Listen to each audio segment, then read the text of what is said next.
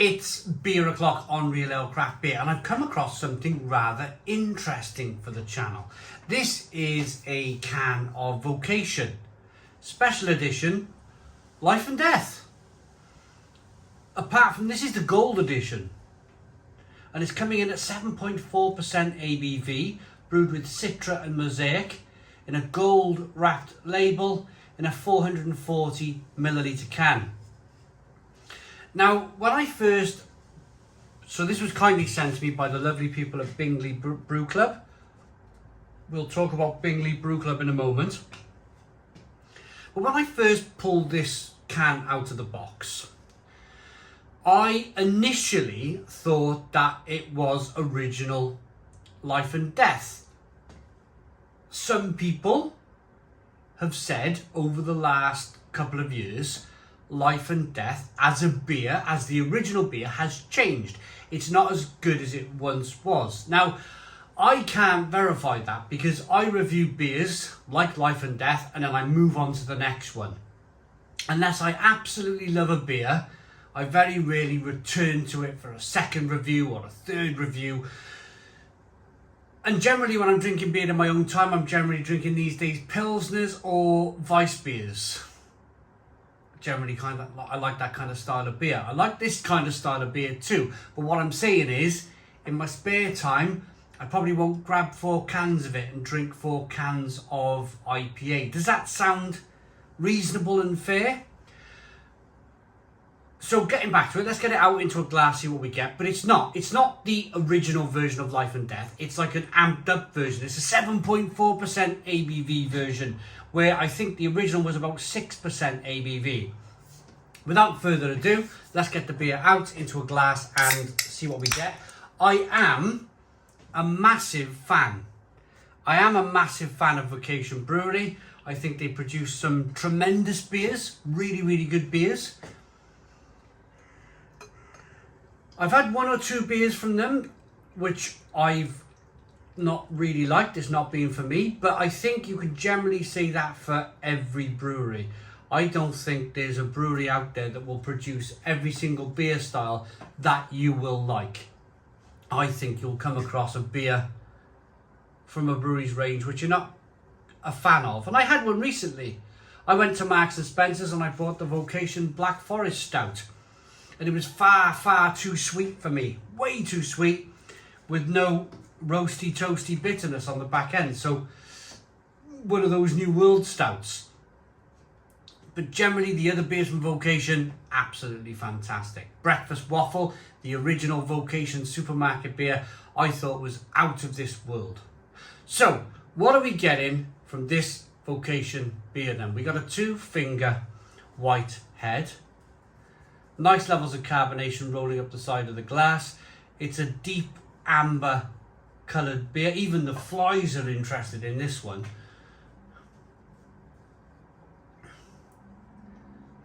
It's a little bit hazy. Lovely head retention. I'll be able to show you later on, but I love the way how the carbonation chases the head of the glass. I'll be able to show you that when I drink some of the beer. So let's get the aroma.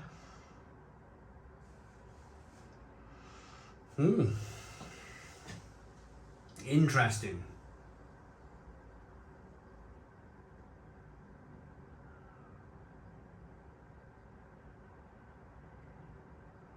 Really, really interested. I tell you what this reminds me of. Sierra Nevada's Torpedo.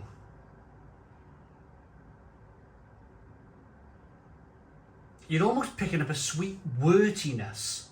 Have you ever been to a city centre where they got an old brewery based in the city centre, and you might go to the city in the morning and the brewer's brewing and you can smell the hot wort? It smells almost like a strange porridgey type smell as you're kind of walking through the city centre. We had Brains Brewery once upon a time in the city centre, and the shopping arcades used to smell of wort. It used to be kind of, when you were a youngster, it was like, whoa.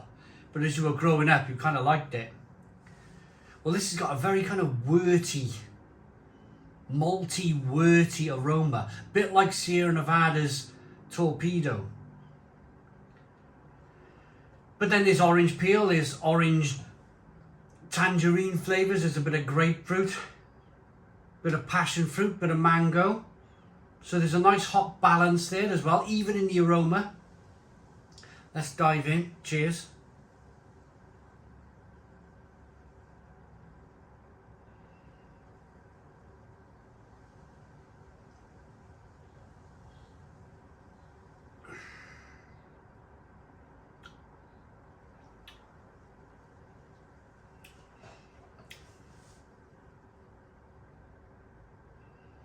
Yeah, it's I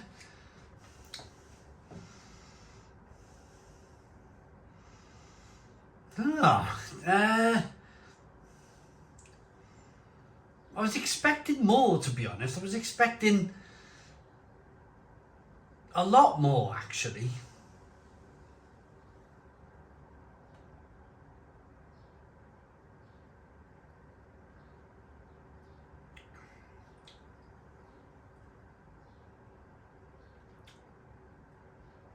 It's very slick.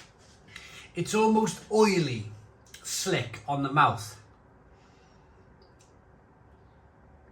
That was a much better taste. The second taste was much better, much more of a nice hop bitterness now coming through on the back of the palate. I can feel a little bit of a burn, an alcohol burn from that 7.4% ABV as the beer slides down into the pit of the stomach. That's more like it. First taste, I was a little bit underwhelmed. Second taste, much more like it. Perhaps my palate needed to adjust slightly to this beer. Sometimes that can happen with a beer. Sometimes it takes a taste or two to really get into it. But I can show you what I wanted to show you earlier on. Have a look at that carbonation chasing the head up the glass. Have a look at the head retention. Have a look as I swirl. Look at the quality. Look at the quality on that brew. Doesn't that look really good? I'm able now to really spin up this beer to get the aroma. And that's more like it. Much more of a hop release as I'm swirling this beer around in the glass. It's almost as if the beer's come alive by that aggressive kind of swirl round.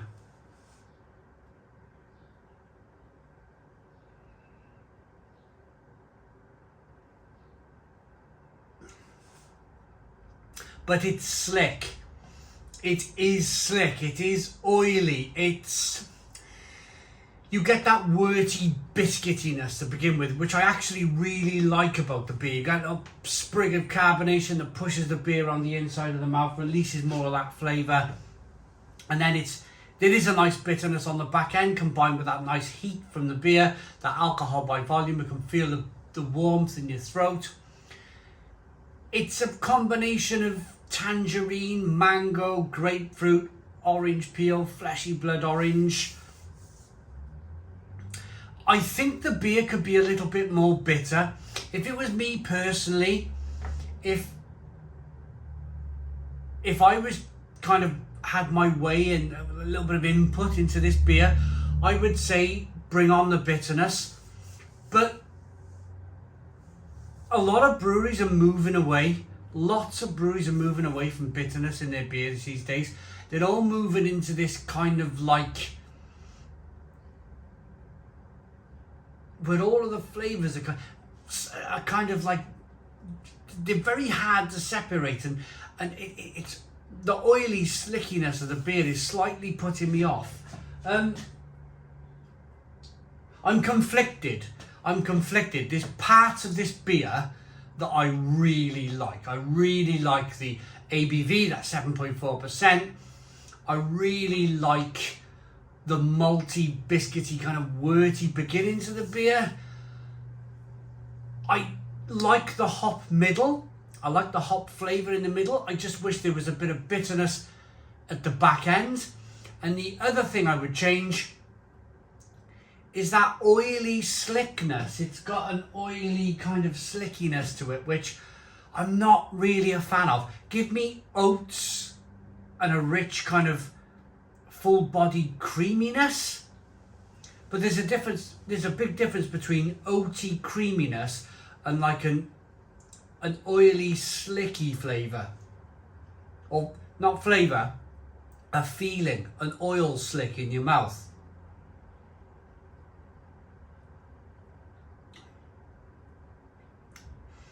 Yeah, it's a funny one. I want to talk about Bingley Brew Club very quickly, and then we'll have a look at the back of the can, see what they've done with this one. So basically, I'll be quick. Bingley Brew Club, beers from the Leeds, Yorkshire area of the UK. Lots of breweries on here: Northern Monk, Magic Rock, Amity, Wishbone, Black Sheep, Biddy, North Brewing Company, Horsforth, Salt Beer, Frisky Beer, Vocation, and Salt. There we go. If you want to order beer from Bingley Brew Club, do that. All the beer is from that area of the UK. Personally, probably the best place in the UK to buy beer right now. The heart of Yorkshire. Right, what are they saying? Our signature classic IPA, hopped with Citra and Mosaic, brewed with even more malt for an amped up ABV, more body and even punchier resinous finish. Is there any ingredients? I'd love to know the ingredients for this. I'd love to know if they've used lactose. I got a funny feeling there's lactose in this beer, which is not really working for me. There's no ingredients on the can, but I got a funny feeling there's lactose in this beer, and I would much prefer oats to lactose. Vocation then, special edition, Life and Death Gold Edition. I can only give you my honest opinion. I will never stand here and go, I liked Life and Death, so I'm going to like this because it's the gold edition.